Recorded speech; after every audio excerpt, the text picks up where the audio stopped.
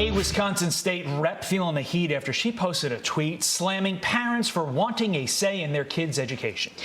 The now deleted tweet from Wisconsin State Representative Lee Snodgrass reads, if parents want to have a say in their child's education, they should homeschool or pay for private school tuition out of their family budget.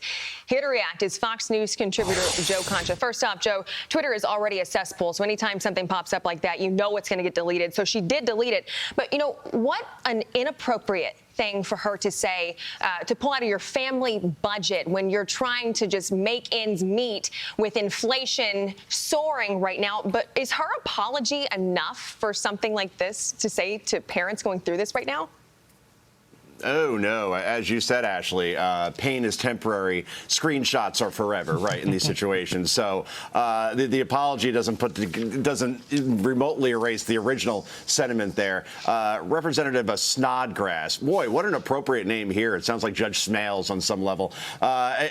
Given the original craptastic message, may have just ended her political career with one tweet. And by the way, the last time a Democratic politician declared that parents shouldn't have a say in their child's education, that person lost the governorship in Virginia. His name is Terry McAuliffe, who is probably currently asking Todd, do you want fries with that? So to use a Bidenism here, here's the deal. Not only do parents already pay for public school through taxes, I know, they also pay for some people's salaries, like Ms. Snodgrass. So the government should own your own children is not the Democratic meme that party wants right now, whether it's around education or masking or vaccine mandates for that matter. He loves Snodgrass. He loves the word Snodgrass. Joe, I want to get your thoughts on this. I think best story of the day. NPR ignoring, of course, Hunter Biden, a story that could have geopolitical ramifications, but sending not one, not two, but three reporters to investigate how the thumbs up emoji is racist. Joe, how does the woke mind even come up with a story so insanely stupid and out of touch? I mean, three reporters, as you pointed out, Todd. I'm not even mad. I'm impressed on some level. Here's where NPR's priorities are. You talk about out of touch, right? You got to go 28 stories down on NPR's homepage to find a story on inflation being at a 40-year high. And this is the utterly amazing headline.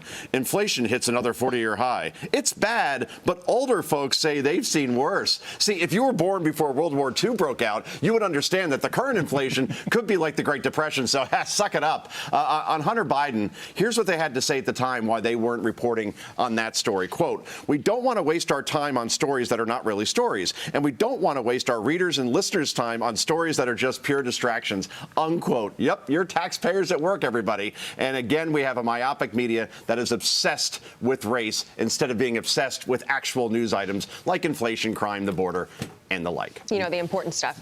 Okay, so CNN, an analyst there, and a Democrat says they need to slash the Freedom Convoy tires and demanded more ways to hurt them, going into saying, trust me, I will not run out of ways to hurt, cancel their insurance, suspend their driver's license, etc. But this is what she said, Juliette Cam. The convoy protest, applauded by right-wing media as a freedom protest, is an economic and security issue now. The Ambassador Bridge link constitutes 28% of annual trade movement between U.S. and Canada. Slash the tires, empty the gas tanks, arrest the drivers, and move the trucks. Could you imagine if somebody from our network said something like that about the BLM protest? Oh, the pitchfork store would run out of pitchforks with all the protests outside of our building in Midtown Manhattan, Ashley. Yeah, it's a bold strategy for her. Let's see if it works out. Look, this shows you how completely out of touch many folks at CNN are as they live in their elite Ivy towers and have no connection to real working folks. And by the way, when you slash tires on an 18-wheeler, how exactly are you supposed to remove said 18-wheeler from the road at that point? Just, it might be the stupidest tweet, not only of the month, but of the year. So congratulations, CNN. Still, facts first. Concha with an anchorman, dodgeball, and Rams tie wearing references during the course of this hit.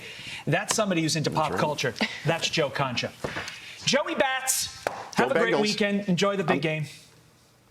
I'm picking the Bengals, actually, to be honest with you. I did before the playoffs. I'm going to continue with that. So this is the opposite, the jinx, you could call it. Inverse jinx. Thank you. Enjoy, Joe. Hi, everyone. I'm Brian Kilmeade. I want you to do me a favor. I want you to click to subscribe to the Fox News YouTube page. This is the only way that I know for sure that you're not going to miss any great commentary, any great news bites, any great interviews coming your way on Fox. You can get it all here on YouTube. So subscribe right now.